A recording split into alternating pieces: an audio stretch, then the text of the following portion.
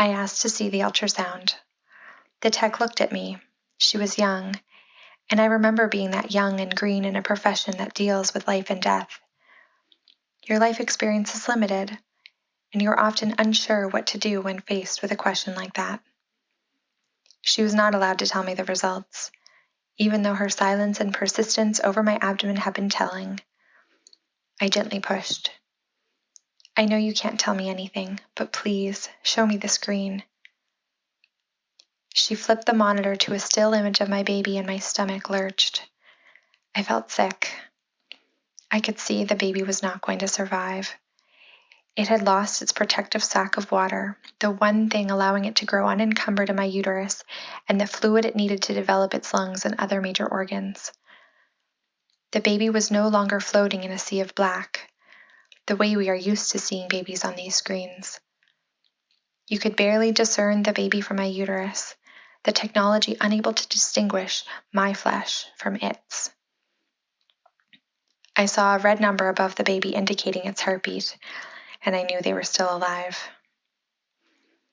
Thank you, I replied meekly, not looking her in the eye, wishing I hadn't looked.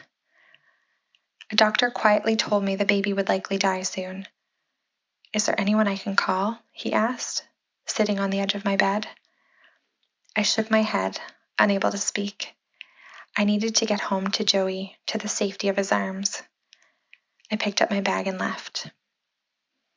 At home, Joey and I curled up together, crying, unable to say any words that might bring comfort. My uterus felt like a morgue, and I felt like I had so much to apologize for. My body was crushing our baby, and the knowledge of that was unbearable. In the hours after my water broke, I placed my hands on my stomach, trying to pass something that might resemble comfort to the fetus who was dying inside. They were struggling to move. Their cord would eventually suffocate them before they ever took a breath. I didn't want them to be afraid. I didn't know how to comfort my child, though, when it was me who was hurting them. That night, I felt the cramps I intuitively knew were the last signs of life for my dying baby. I clung to the edge of my sink in my bathroom while the contractions squeezed my abdomen like a boa constrictor trying to kill its prey. I tried to send messages of love and kindness to whomever it was I would never meet. I walked around the hallways of my house, trying not to picture their decomposing body, because I know what decomposing bodies look like. I know how pink flesh turns to dark purple and then to black after a heartbeat stops.